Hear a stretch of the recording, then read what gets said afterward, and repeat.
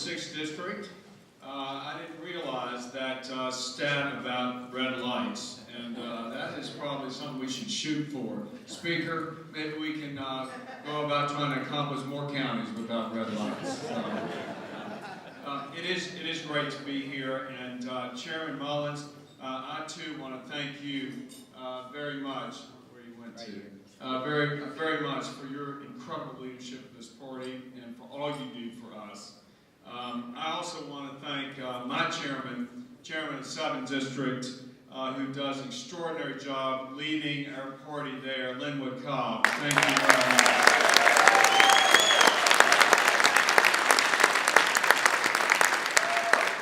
I don't know if Morgan Griffith and Rob Whitman are here. I know that they were at one point.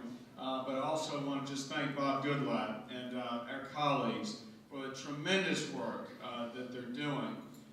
We got a real challenge with this president, and you know how stubborn he is, and you know how difficult it's been to even sit down and talk, much less try and convince him to sign some of the common sense conservative ideas that we push across the House floor. But we've got a terrific delegation. I'm really proud to work with them. So, Bob, thank you for your leadership, extraordinary leadership of the judiciary chairman. Speaker Howe and Majority Leader Cox, thank you. Thank you for holding strong. And you've got a room full of supporters, obviously, because y'all delivered. In the storm that took this Commonwealth in November, the House of Delegates came out on top.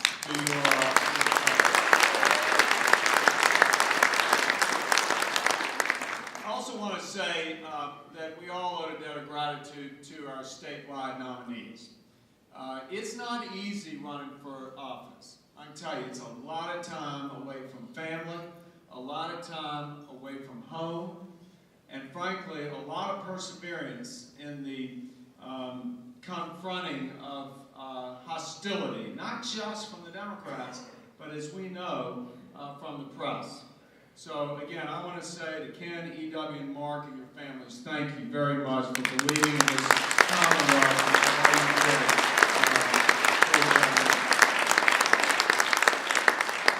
And also, I know that Mark Overshain will be here later, and I also want to say we need to stand by Mark and his family through this recount. Because I know when that recount is done, Mark Overshain is going to make a great Attorney General of Virginia.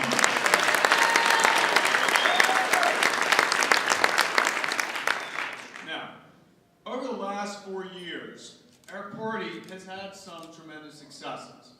In 2009, we witnessed a landslide election of our statewide ticket. Since then, we've added Republicans to the congressional delegation.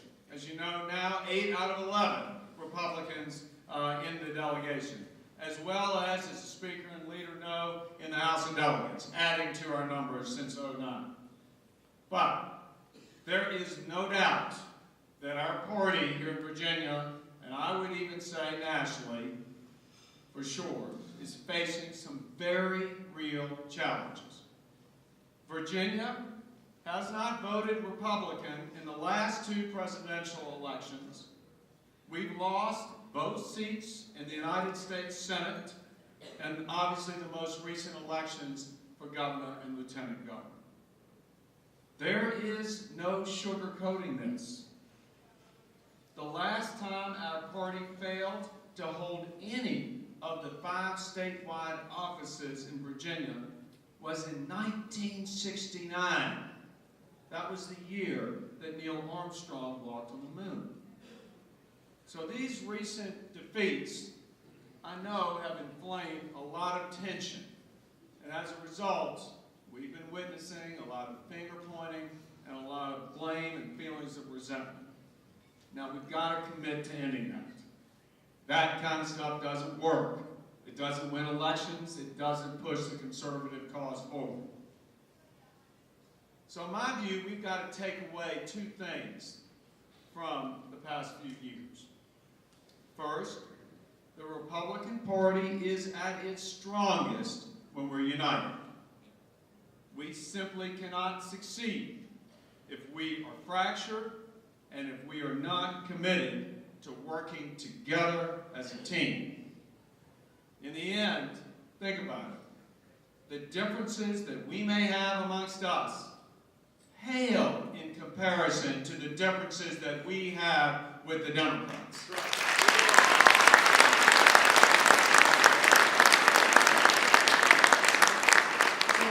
it's simple. We need to be focused on dividing the Democrats, not dividing each other.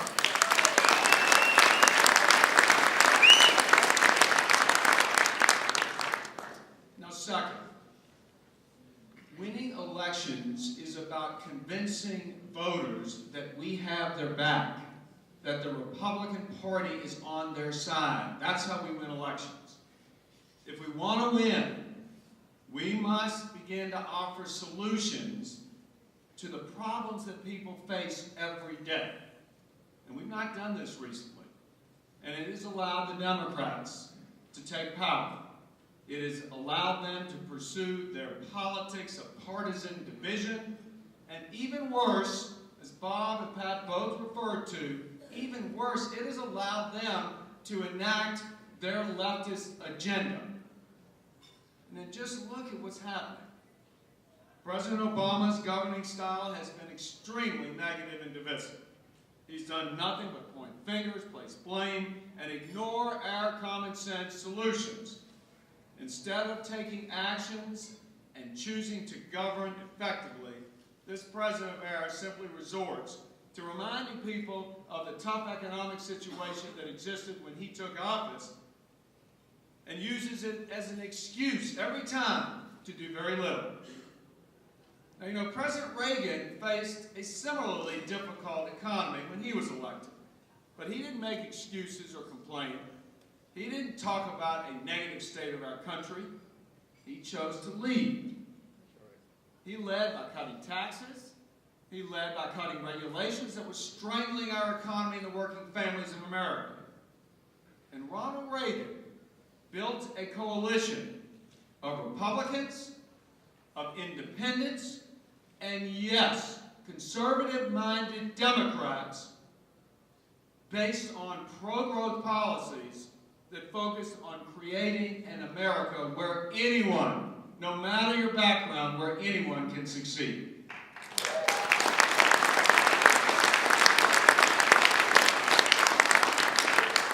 Now, obviously, this president today has taken a completely opposite approach and has been leading our country in a direction of division and dysfunction. He's grown the national debt. He's grown the number of powerful bureaucrats in Washington, as well as growing the number of people, unfortunately, who now have become dependent on the federal government. And like most Democrats, Barack Obama believes and trusts in government over people. His actions defy straight up his rhetoric of hope and change and have denied any real chance of economic recovery to help the very people that he claims to want to help. Now, this is the direct result of our not winning elections. When our party's not united, and when we fail to offer a plan that connects with people and the problems that they're having, we lose at the ballot box.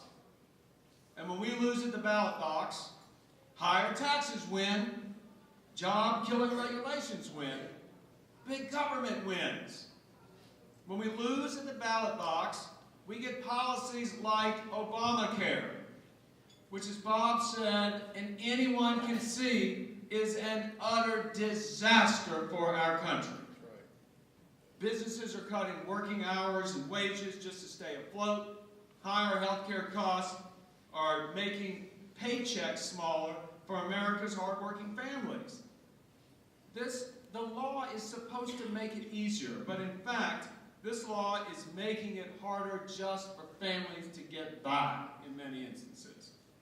So to be perfectly blunt, Obamacare is, in my opinion, the greatest attack on the working middle class of America this country has ever seen.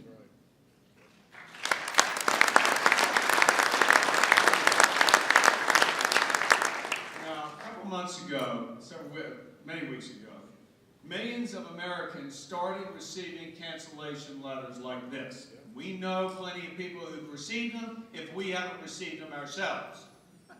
And this letter was sent to me by a gentleman, a constituent of mine in Richmond. His name was Bruno Goro, 61 years old, self-employed. He has a policy, or had one, from Anthem Blue Cross Blue Shield. This letter said, straight up, changes from health care reform, also known as the Affordable Care Act, continue to take effect. And to meet the requirements of the new laws, your current plan can no longer take effect. And I asked him, how much is it going to cost you to get a new plan? The insurance company told him it's going to cost him up to $3,400 extra a year. Now, this is not fair. No, it's not what we believe, as Bob said, what the Constitution says, but it's not fair on a human level. It's not fair to what we believe in this country. Why should Bruno be able to buy and have the policy that he chooses and the one that he can afford? That's just not fair, and that is the essence of why we've got to do all we can to show America there is a better way in health care than Obamacare.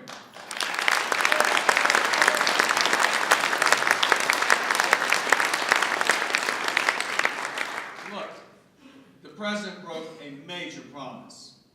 He broke a major promise. He knows it, because he, a couple of weeks ago, said he had to pedal backwards a little bit, admitting that if insurers could offer a plan, that people could keep it. But you know, there are millions of Americans right now facing Bruno's problems. Now, how can we prevent this kind of policy from occurring in the future? The answer, it's simple. We got to win elections. And we've got to start by showing the voters of this state that our conservative principles offer the solutions to their problems. You know, millions of Americans have now come to realize they've been misled by this president. Democrats are starting to understand they've been misled by this president. But unfortunately, we're all waking up to that a little bit too late because of this. So this is the right time for us now, as a party, to focus like a laser on making it easier for hardworking taxpayers to get back on their feet. Honestly, we've got to show the voters of this state that we care about them. We've got to show the voters of this state that we're talking about and connecting with them on the issues that they care about. We've got to, in essence, show the voters of Virginia that we care about the struggles that they're having in the Obama economy. Now, some people have said that this means we have to sacrifice our conservative values. Nothing could be further from the truth. Let me say that again. Nothing could be further from the truth. If we take our conservative principles and bring them directly to the kitchen table, if we speak directly to the people and explain why our conservative solutions work and why liberal ideas are set up to fail, there is no beating our Republican Party. Now, to do this, we've got to go take time. We got to go talk to that dry cleaner in Arlington County and explain why too many regulations and suffocating taxes prevent him from running his business profitably the way he wants to. How about the moms and dads in Midlothian who are laying awake at night worrying about their kids' future?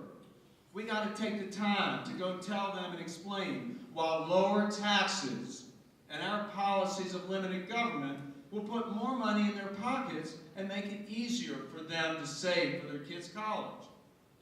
How about the seniors in Abingdon who are struggling to heat their homes this winter? Shouldn't we tell them about Barack Obama's war on coal?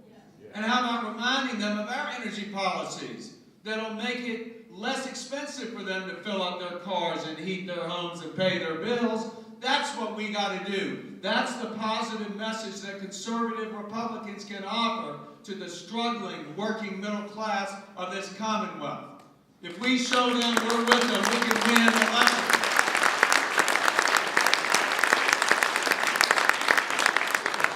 We've got a built-in advantage because conservative solutions actually work.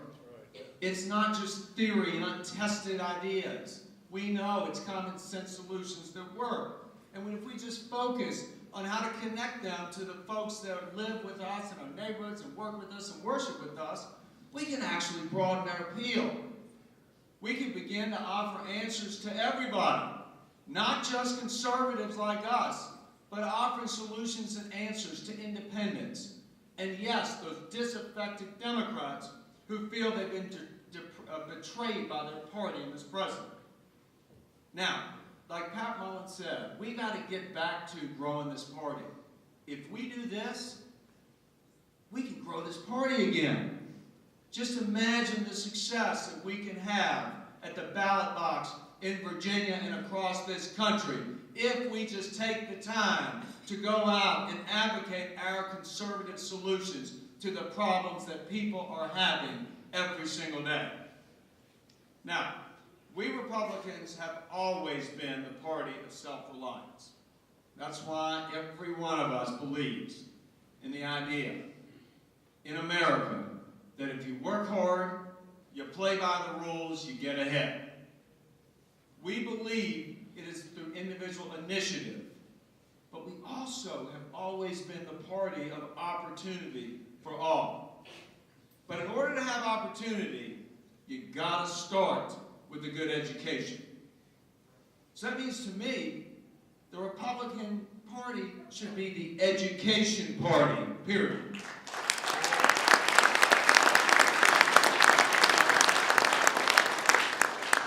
You know, it's really bad out there for millions of kids across this country. You know, if you look at the statistics, nearly a quarter of the kids that go to high school do not graduate on time nationwide. And if you take the ones in our bigger cities across the country, it's half of the kids in the high school that don't. So we conservatives, we've got the answers to this, especially given the poor track record of liberal education policies that have failed generations of kids over the last couple of decades. You know, on a recent trip to Louisiana, I went to New Orleans, and I visited a Catholic school that was benefiting from Governor Jindal's Education Opportunity Program, otherwise known as the Voucher Program. And I met a young man there. He was 11 years old. He was selected to come and greet us and give us a tour of his school. So proud. 11 years old. His mom's never been around. The only time he's encountered and dealt with his father is through prison bars. And he's being raised by a grandma who just found out she's got cancer. This little boy's name is Brian. Brian doesn't have much. But you know what he does have is a terrific school with caring teachers, with nurturing administrators, and a safe place to go and learn every day. And again, he's been afforded that opportunity because of a conservative program put in place by Governor Jindal and the legislature there. This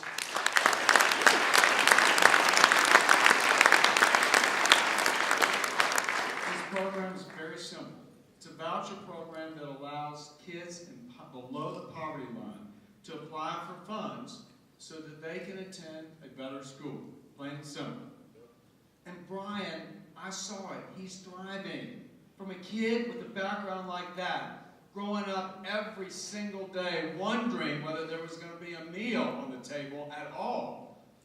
He's actually got a vision and a plan to go to college because he's got big dreams. He's got big dreams because of a conservative program that was put in place because conservative Republicans there got elected. Now, unfortunately, his scholarship is under threat because the Attorney General Eric Holder at the Justice Department has taken this program to court, claiming that it impedes upon the progress made through desegregation. This blatant attempt to stop a successful program like this is nothing more than a political payback to the teachers' unions who see school choice as a threat to their power.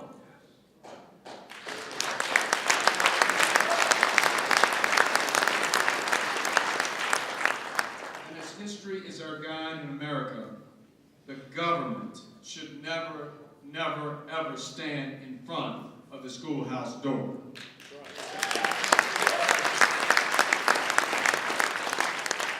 Now, Brian tells us a story about America, of the land of opportunity.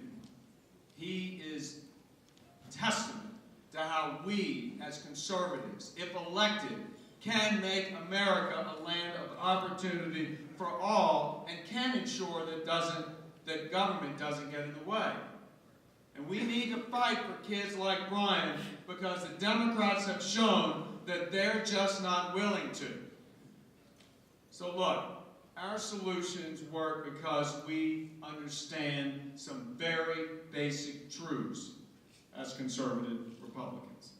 We believe in government if necessary, but not necessarily government, because we understand that too much government can crowd out innovation and initiative and hurt private sector growth. We understand that lower taxes will allow more hard-working middle-class families to keep more of their money and spend it more wisely. We understand that a strong and good education can give everyone a fair shot at success.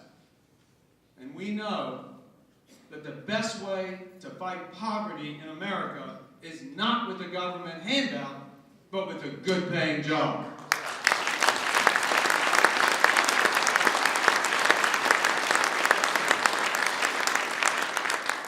Our solutions work because we believe in empowering people, not government. Now, look, we've got a lot of work to do, but I know you can tell by Bob and my commitment and passion here, we are seriously dedicated to wanting to win as Republicans again. We see what it's like in the House of Representatives. We won and control the House of Representatives, but we deal with a democratically controlled Senate that blocks everything and every conservative bill that we pass and doesn't allow it to get to the president's desk. So we can't have that national conversation about policies like this because it never gets there. The president never has to make those decisions. And as we know, he chooses to do very little other than to play partisan politics otherwise. So, if you think about it, lasting Republican majorities can help people like Bruno. And he won't have to worry about the government getting in the way and telling him he can't have the health care he wants. Lasting Republican majorities can mean that kids like Brian in Louisiana don't have to dodge the federal government on the way to the classroom. That's what we can do if we leave here united, if we leave here committed to work together.